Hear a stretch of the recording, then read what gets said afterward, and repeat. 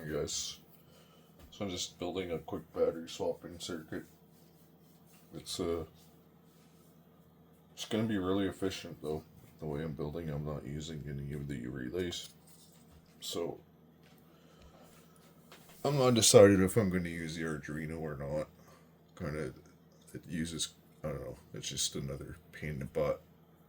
I have these other Wi-Fi circuits that are gonna come in. These ones here, you can use them with Wi-Fi, but they're just an on and off switch, right? And what I want to do is pull the relays off and have them.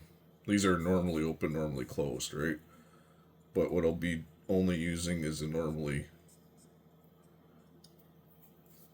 Well, it'll be normally closed, but I want to make it so when I turn the switch on, it'll be open. Well, closed to turn the SSRs aren't on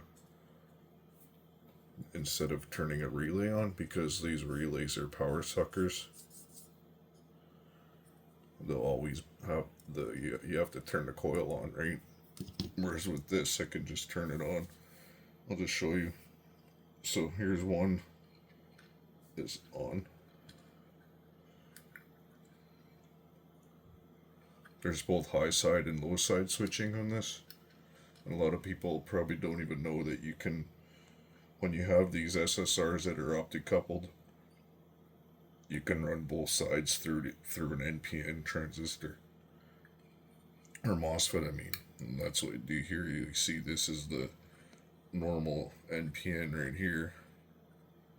Right? Negatives. Going through the drain and source. And then you have your positive right here for your opticoupler. So that's on. But on this one here, this is an NPN in here too, this MOSFET. And what you can do is run your positives through it backwards, and it'll run exactly the same. But you can do this with a opticoupler, right? So now you have both high side and low side switching with an NPN, with two NPN transistors, which you want, right? So with this switch, you can take two of these, have them on the Wi-Fi with your app on your phone. You can turn the schedule so you can have like a minute in between them, right? So your motor still isn't going to stop in a minute. If it stops, well, it's going too slow. Like, you should have a little bit of momentum. Right, so you can just turn them on, give a minute in between or whatever you want to do. Right, so I'll show you which ones I use. I have quite a few of them, but I ran out of them. It's dirty in here, but you can see right there. Those are the ones I use on my system for turning on a lot of things. SSRs, like triacs, SSR with a triac in them. So I can run a lot of stuff with that. Right. And those ones are used with an app where you can turn stuff on and off on a schedule.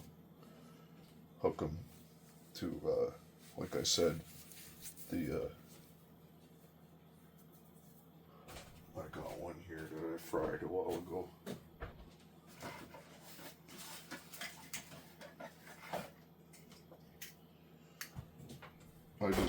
When I was using my BGA machine, this was on the inside of it, and like these here are the AC with the triac in them. So that's what I use those for, switching,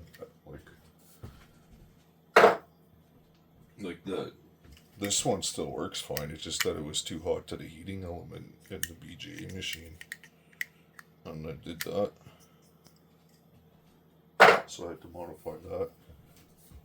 But those, I have some of them with 4 relays on them, so I'd be able to make 2 swapping circuits. And like with these two, I like to put these bigger MOSFETs in them.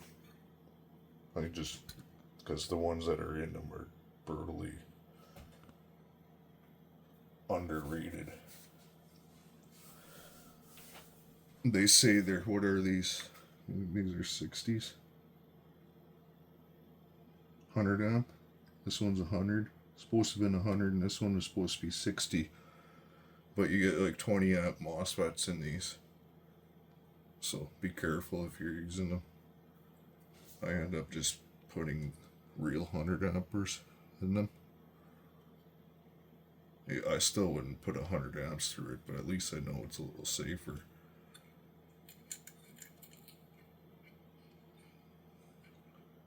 So yeah.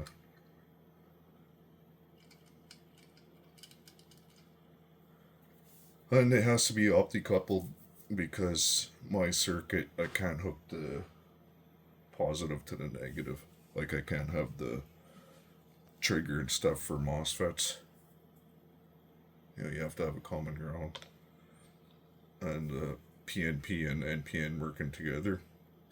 Whereas this way I can do it with the just NPNs with opti-couplers. And it doesn't matter what I use from a power circuit. This should be a really efficient circuit because the highest drain device is these relays. So once I have this, just pull the relay out and hook it directly to the signal of the opti-coupler. It'll be really efficient. But that's what I'm up to anyway, make a couple of these swapping circuits. Because I also need to make it, because the way I do it, my best results for over unity are to always have your higher voltage on the output. So ideally you want to have, like, say you're running 24 volts, you want to have 48 volts on the output. And you'll have your two output batteries in series. And then you want to parallel them up to put them on the input. And then take your input and put them in series. So that's ideally the circuit you want to make. Or I want to have it like that anyways. And another thing too about batteries swapping is if you're just swapping them real quick, you're going to kill your batteries. I don't care what type of batteries you're using. I've got a lot of experience with batteries being off grid and stuff like that, and every time you cycle them, that's another shed of plate material gone. It doesn't matter what chemistry it is.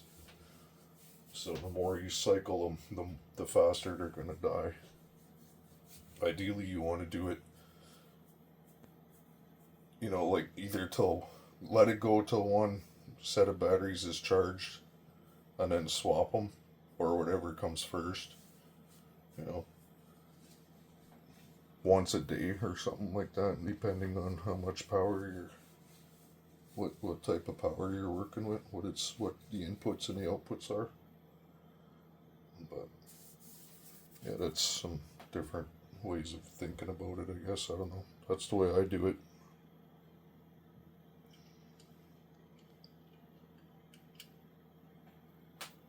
But hopefully that helps you guys. That's what I'm going to be doing here with this. I got a bunch more of these too, so I should have enough. But thanks for watching, guys.